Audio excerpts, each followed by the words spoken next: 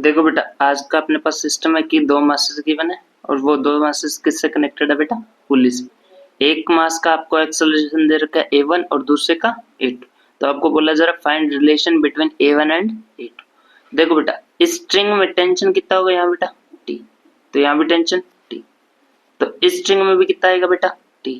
यहाँ भी कितना आएगा? t। और इस स्ट्रिंग में भी t, इस स्ट्रिंग में भी t। समझ में आता है? इस एंड पे भी कितना आएगा? टी। कारण क्या है? ये है कॉमन स्ट्रिंग है। क्या बेटा? Common string. अब देखो, इस पुली के ऊपर एक ऊपर से टेंशन टी और एक नीचे से टेंशन टी। तो इसके ऊपर जो टोटल टेंशन लगेगा वो कितना लगेगा ब्लॉक के ऊपर? 2t। इस स्ट्रिंग में कितना जाएगा? 2t। और इस स्ट्रिंग में भी कितना जाएगा? देखो, इधर की ओर टेंशन टी, इधर की ओर टेंशन टी। तो इस स्ट्रिंग के ऊपर कितना टेंशन आ गया बेटा? 2। कितना टेंशन आ गया? 2t। क्लियर है बात बेटा इतनी? अब यहां से आपको a1 और a2 की वैल्यू चाहिए।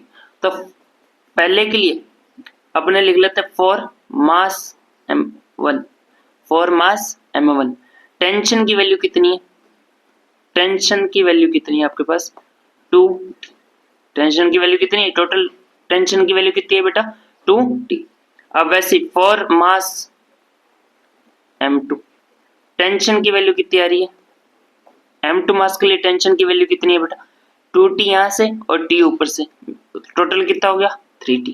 कितना हो गया बेटा? 3t। तो अब x a1 और a2 में रिलेशन चाहिए। तो आपको पता है for constant motion, for constant motion, constant motion के लिए आपके पास वैल्यू क्या थी? t1 into a1 is equal to t2 into a2। t1 into a1 is equal to t2 into a2। m1 मास के लिए टेंशन की वैल्यू 2t। तो यहाँ क्या आ जाएगा? 2t a1 is equal to m2 मास के लिए आपके पास टेंशन की वैल्यू 3t। तो यहाँ क्या आ जाएगा? 3t into e2, 3t into e2। t से t कैंसिल। तो a1 के लिए वैल्यू क्या आ गई?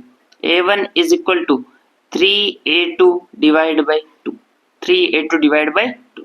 ये आपके पास a1 और a2 में क्या आ गया बेटा? रिलेशन। a1 और a2 में क्या आ गया? रिलेशन। ठीक है बेटा, ये था अपना आज का क्वेश्चन जो कि किस पर बेस्ड था? कंसंट्रेट मोशन के लिए। और कंसंट्रेट मोशन के लिए आपको याद रखना है कि t1 into a1 is equal to t2 into a2 होता है। ठीक है बेटा, थैंक यू।